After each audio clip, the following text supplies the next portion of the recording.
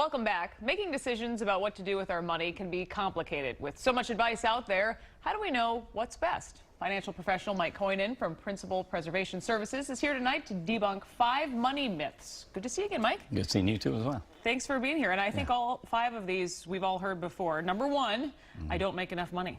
Yeah, over half Americans say they don't earn enough money to invest, but that's not true. It just comes down to budgeting and making a priority. I mean, they even have apps out there that you can invest your spare change. So redo your budget, find out where those holes are so you can start investing, because if you want to retire someday, you have to invest. You can't rely on just Social Security or some financial windfall. And I think we've all heard this one before, too. Credit cards should only be used for emergencies. Not so. No, I think they're used for convenience. I love using my credit cards because they pay me interest to use my credit cards because I pay them off every month. Most people look at the other way around. They look at interest rates. But if you're just counting on your credit cards for emergency fund, and you don't have 3 to 6 months of your expenses set aside, what happens when you need to use that credit card? You can't pay it off. So now you're going to have this monthly payment and paying all this extra interest over time. So redo your budget and get that 3 to 6 months of your expenses set aside. And there are a lot of good reward programs and such out there that you can take advantage of. Oh yeah, I love the rewards. Yeah. Flight rewards and cash rewards. Yeah. So good things to explore too.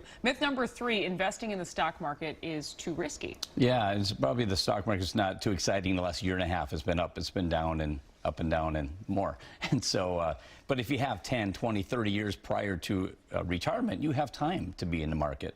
And if you're in a 401k or 403b, you are investing in the market. So we know it's not too risky. The key is when you're getting close to retirement, should you have that same level of risk? You need to measure that risk. And once you're taking distributions out, you need to probably lower your risk and look at safer alternatives. And I talk about that in the book that I just had come out with about lowering that risk in retirement.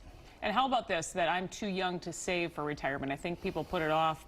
When should we be saving for retirement? As soon as you get your first job, you should be putting something aside. And it's just simple math. If you can start investing at 20 years old as opposed to 30, you just have more time in the market for that compound growth. So as soon as you can, put as much away as you can, because if you want to retire sooner, you're going to have a lot easier time to do it, starting as early as you can. And speaking of retirement, that you also say your expenses decrease in retirement. That's another myth out there. Yeah, some people say it's only 70 to 80% of what their expenses were when working, but now you have to look at it. Now you have, instead of having a Saturday and a Sunday to go to the home improvement stores, now you have 6 Saturdays and a Sunday. Instead of having 2 weeks vacation to go golf or go on vacation, now you have 52 weeks. So we find people have a hard time cutting back that budget. You're spending sometimes the same or more in retirement than you were when you're working. Think about that honey-do list, huh? It gets long. Massive, yeah. Pages. We hear those stories that people say, I've been working on, I don't know how I had time for work because I'm finally doing the things I haven't got to do when you're working. And tell us more about your book, Mike, because I know that is just out and that can help a lot of folks as well. Yeah, it's Jack Canfield with the Chicken Soup series. So this is Chicken Soup for the Soul on retirement success.